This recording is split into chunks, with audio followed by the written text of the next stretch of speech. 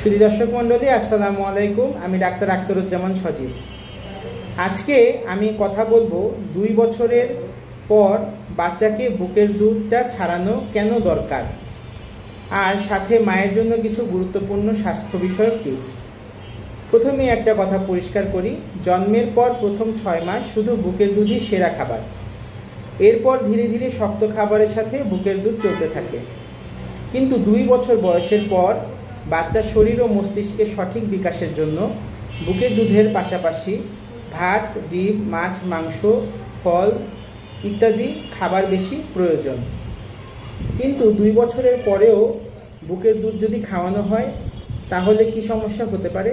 তা হলো বাচ্চার শক্ত খাবারের যে অভ্যাস সেটি নষ্ট হয়ে যায়, বাচ্চার ওজন কমে যায়, অপুষ্টি আর রক্তশূন্যতায় ভোগে, মাও শারীরিক দুর্বলতায় ভোগেন।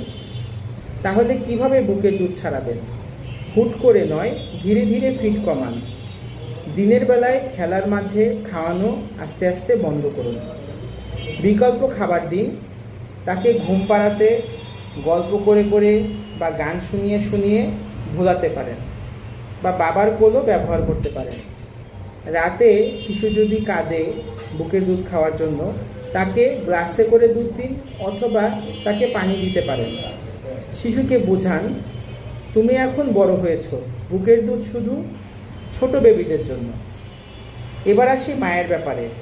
অনেক সময় মায়েদের মনে হয় বুকের দুধ না ছাড়ালে কি সমস্যা হবে? হ্যাঁ, হতে পারে। বুকের দুধ জমে গেলে বুকের ব্যথা হতে পারে, ফোলা বা ছোট ছোট গুটি আসতে পারে। সাধারণত এগুলো দুধ জমে থাকার কারণে হয়ে থাকে। অনেক সময় নিরীহ হয় না। কোনো সময় এ ধরনের গুটি বা ব্রেস্ট ক্যান্সারের লক্ষণও হতে পারে। তাই মাদের জন্য আমার পরামর্শ, বুকে যদি গুটি গুটি লাগে, ব্যথা লাগে বা আকারে কোনো পরিবর্তন আসে, অবহেলা করবেন না, দ্রুত ডাক্তার দেখান। চাইলে আমাকে অনলাইনে বা চেম্বারে এসে দেখাতে পারেন।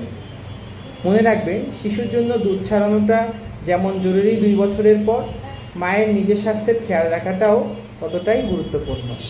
সবাইকে ধন্যবাদ।